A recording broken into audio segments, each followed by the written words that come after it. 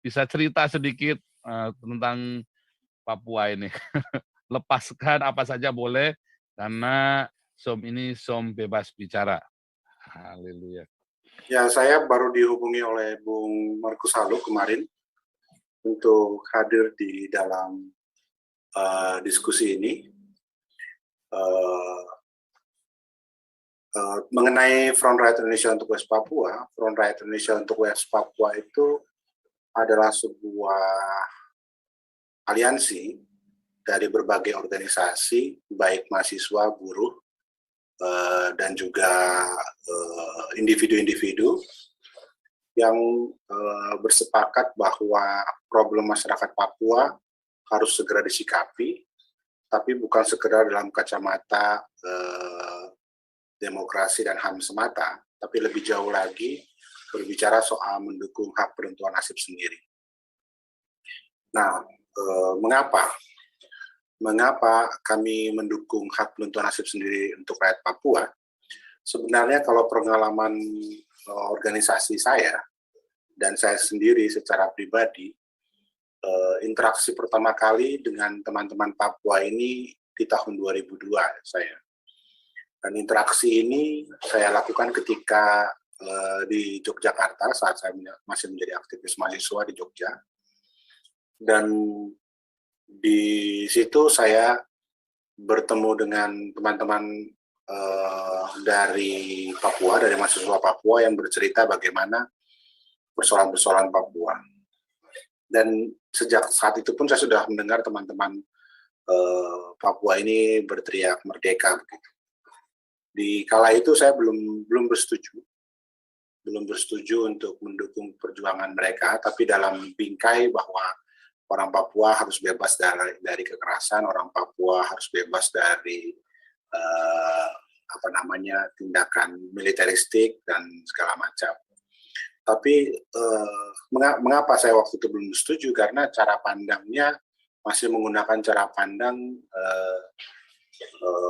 aktivis-aktivis dan sejarah yang sampai sekarang masih dikembangkan, yaitu bahwa apa yang dilakukan oleh Soekarno di tahun 61 itu dengan deklarasi Operasi Trikora adalah upaya pembebasan Irian Barat. Gitu. Nah, semakin lama kami mempelajari dan semakin lama kami berinteraksi dengan kawan-kawan Papua, kami sadar bahwa sudut pandang seperti itu tidak objektif. Sudut pandang seperti itu tidak objektif. Mengapa? Jika dipahami secara sejarah, ternyata sebelum Indonesia merdeka itu tidak ada Papua. Sebelum Indonesia merdeka, bahkan sejak kita menyebutnya Sumpah Pemuda 1928, 28 Oktober 1928 juga tidak ada Yong Papua. Yang kita lihat adalah Jong Ambon, yang kita lihat adalah Jong Sumatera, Jong Celebes, Jong Java, Jong Bali, dan lain-lainnya. Nah, dan perdebatan di antara Founding Fathers Indonesia ketika BPUPKI juga tidak seluruhnya bersetuju bahwa Papua adalah bagian dari Indonesia. Dan konsep Indonesia sendiri di antara Founding Fathers berbeda-beda. Ada yang konsepnya melampaui wilayah sekarang ini, bahkan melampaui melampaui Malaysia, melampaui Filipina dan segala macam. Bahkan ada yang juga menuntut Madagaskar masuk ke wilayah Indonesia dan segala macamnya. Nah, karena itu sebenarnya konsepnya masih bertumbuh dia. Nah, cuma ada satu yang berbeda pandangan, yaitu Muhammad Hatta yang tidak bersetuju bahwa wilayah Papua itu masuk ke dalam teritorial Indonesia. Di sisi lain, kalau kita berdiskusi tentang provinsi jajahan Belanda, Indonesia dalam hal ini Hindia Belanda adalah provinsi tersendiri. Sedangkan Papua juga provinsi tersendiri. Nah, perdebatan ini tidak selesai bahkan sampai hari ini, gitu ya. Perdebatan ini tidak selesai sampai hari ini. Tapi jika kita kembali ke pengakuan kedaulatan Belanda terhadap Indonesia pada konferensi Meja Bundar di situ 1949, Desember 1949, di situ disebutkan bahwa wilayah Indonesia bukan dari Sabang sampai Merauke, tapi wilayah Indonesia dari Aceh sampai Ambonia. Nah, karena itu ketika kita memperdebatkan apakah Papua itu aneksasi atau bukan, menurut saya itu aneksasi. Tadi saya lihat di kolom chat ya. Menurut kami itu aneksasi. Mengapa? Karena tidak ada konfirmasi terlebih dahulu terhadap orang Papua. Apakah Anda mau bergabung dengan kami atau tidak? Tidak ada. Yang ada adalah ketika para pemimpin Papua kemudian mendeklarasikan kemerdekaan 1 Desember 1961, 18 hari kemudian Soekarno menyatakan rebut Irian Barat dan dengan deklarasi yang kita sebut sebagai deklarasi Operasi Trikora itu. Nah, sampai hari ini yang kita lihat terhadap Papua adalah apa yang sudah dipaparkan oleh Bung Markus Aluk itu tadi, soal genosida perlahan, soal unlawful killing, soal rasisme, soal eksploitasi sumber daya alam yang sangat masif oleh korporasi-korporasi internasional yang dibackingi oleh elit-elit Jakarta dan juga kekuatan aparatus kekerasan dari negara ini gitu, dan juga berbagai pembungkaman lainnya. Kami melihat bahwa ada growing nation gitu, dari rakyat Papua itu sendiri.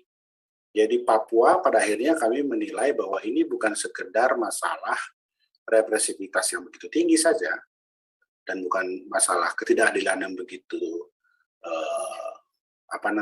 begitu jomplang gitu ya, dan bukan sekedar masalah kesejahteraan yang timpang juga antara Jakarta dan Papua, tapi lebih lanjut lagi adalah masalah kebenaran sejarah dan adalah masalah soal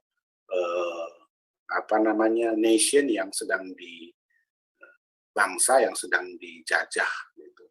Jadi ketika kita berbicara rasisme terhadap orang Papua, kita harus mencari akarnya, dan akarnya menurut kami adalah kolonialisme. Ketika berbicara pembunuhan, genosida perlahan, ketika kita berbicara pembodohan dan segala macamnya, kita harus berbicara pada akarnya, yaitu akarnya adalah kolonialisme. Nah, karena itu kami menilai bahwa sebagai sebuah bangsa yang beradab gitu ya, dan kita ini adalah warga dari bangsa yang beradab mestinya, di mana dalam pembukaan Undang-Undang Dasarnya disebutkan, dan itu sangat filosofis sekali ya, kemerdekaan adalah hak segala bangsa dalam pembukaan Undang-Undang Dasar kita kan. Oleh sebab itu penjajahan di atas dunia haruslah dihapuskan. Nah, sebenarnya filosofi politik seperti itu ya, kalimat yang begitu sakral seperti itu